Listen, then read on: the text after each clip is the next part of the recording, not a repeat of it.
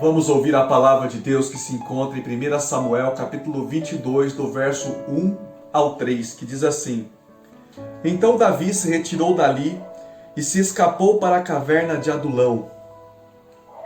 E ouviram-no seus irmãos e toda a casa de seu pai, desceram ali para ele. E ajuntou-se a ele todo homem que se achava em aperto, e todo homem endividado, e todo homem de espírito desgostoso. E ele se fez chefe deles, e eram com ele uns 400 homens. E foi-se Davi dali a Mispa dos Moabitas, e disse ao rei dos Moabitas: Deixe estar meu pai e minha mãe convosco, até que saiba o que Deus há de fazer de mim.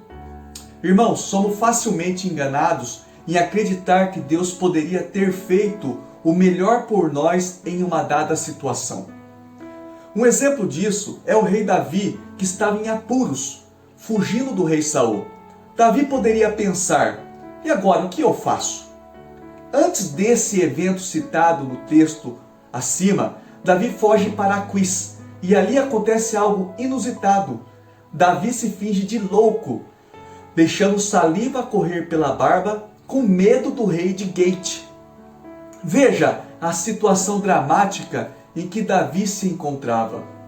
Fugindo de Saul, que nem um louco, decide ir para Aquis, teve que se fazer de louco para não morrer, e depois se refugia na caverna de Adulão, onde se ajuntaram a ele endividados, amargurados de espírito e em apertos, e ainda teve que deixar sua família ao rei de Moabe, sem saber de fato o que fazer. Você poderia estar se perguntando: aonde está Deus nisso tudo?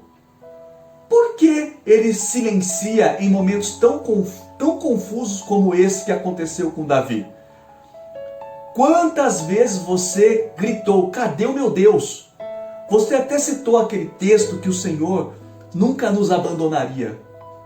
Eu quero, em nome de Jesus Cristo, meus irmãos, acalmar seu coração, dizendo: primeiro, você tem que conhecer esse seu Deus. Esse nosso Deus não é um Deus que muitos estão pregando aí, meus irmãos, como se ele fosse o nosso garçom e tem a obrigação de nos servir. Não, 1000 vezes não. Por isso que talvez você esteja sofrendo. Temos que entender o Kairós de Deus, ou seja, o tempo exato de Deus para o que Ele deseja para você e para mim. Somos propensos a exigir de Deus aquilo que Ele não tem para nós e aí pecamos. O silêncio de Deus às vezes é o melhor remédio para atenuar o poder de nossas decisões precipitadas. Com Davi não foi diferente.